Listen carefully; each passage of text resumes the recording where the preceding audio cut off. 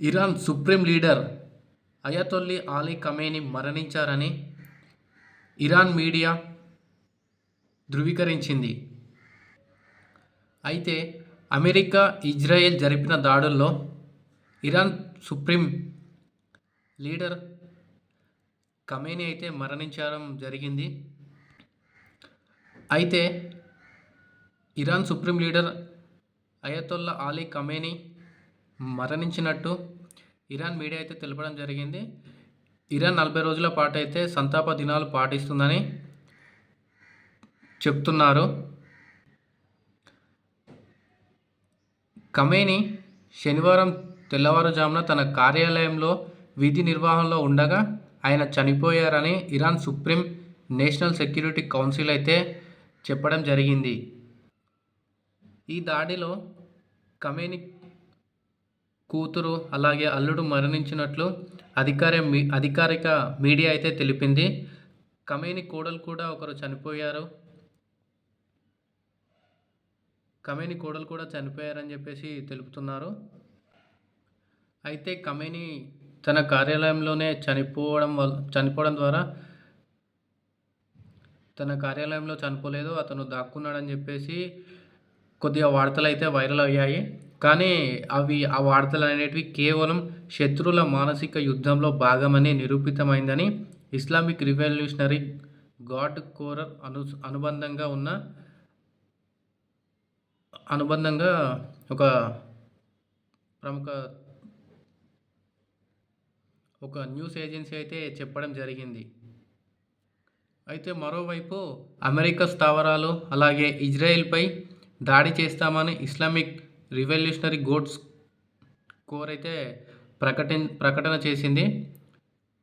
కొన్ని క్షణాలలో ఆక్రమిత భూభాగాలు, అమెరికా ఉగ్రవాద స్థావరాలపై ఇస్లామిక్ రిపబ్లిక్ ఆఫ్ ఇరాన్ సాయుధ దళాలు చరిత్రలోనే అత్యంత భయంకరమైన దాడి జరిగిందని వాళ్ళు తెలపడం జరిగింది. చాలామంది ఖమేనీ మృతిని ఎవరు స్వీకరించలేకపోతున్నారు. మేము ఇది నమ్మలేకపోతున్నాం, ఇలాంటి వార్త విన్నప్పుడు ఏం చేయాలో తెలియదు అని చెప్పేసి చాలామంది ఆశ్చర్యపోతున్నారు. అయితే అమెరికా అధ్యక్షుడు డొనాల్డ్ ట్రంప్ అయితే తెహ్రాన్పై అమెరికా, ఇజ్రాయెల్ జరిపిన దాడిలో ఇరాన్ సుప్రీం లీడర్ ఖమేనీ అయితే మరణించాడని డొనాల్డ్ ట్రంప్ ప్రకటించారు. ఇరానియన్లకు, అమెరికన్లకు, ప్రపంచవ్యాప్తంగా ఉన్న అనేక దేశ ప్రజలకైతే న్యాయం లభించింది అని ఆయన ట్రూత్ సోషల్లో పేర్కొన్నారు. డొనాల్డ్ ట్రంప్ అయితే బాంబు దాడులు అయితే జరుగుతాయి, ఇరాన్ ప్రజలు తమ దేశాన్ని తిరిగి దక్కించుకోవడానికి ఇదే అతిపెద్ద అవకాశమని ట్రంప్ మాట్లాడడం జరిగింది. శాటిలైట్ చిత్రాల ద్వారా ఖమేనీ ఆయన నివాస సముదాయం తీవ్రంగా దెబ్బతిన్నట్లుగా కనిపిస్తున్నాయి.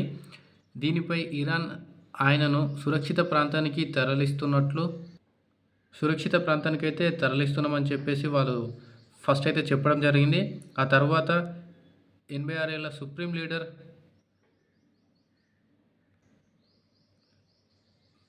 ప్రభుత్వ టెలివిజన్లో ప్రసంగిస్తారని వార్తలు అయితే వచ్చాయి, కానీ అవేవి జరగనే లేదు. అయితే ఇజ్రాయెల్ ప్రధాని మంత్రి నెతన్యాహు టెలివిజన్ ప్రసంగంలో సుప్రీం లీడరు ఇక లేరు అని ఆయన చెప్పడం జరిగింది. ఖమేనీ మరణించారు అని ఆయన ముందుగానే చెప్పడం జరిగింది నెతన్యాహు. మరోవైపు ఇరాన్ అధికారులు అయితే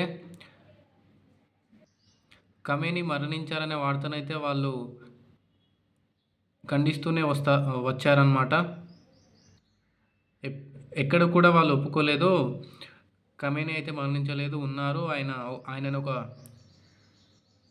సేఫ్ ప్రదేశానికి అయితే తరలించామని చెప్పేసి వాళ్ళు చెప్పుకుంటూ వచ్చారు. కానీ ఏది ఏమైనా ఇరాన్ ఖమేనీని అయితే కోల్పోవడం జరిగింది. ఒక 40 రోజులు సంతాప దినం అయితే ప్రకటించారు.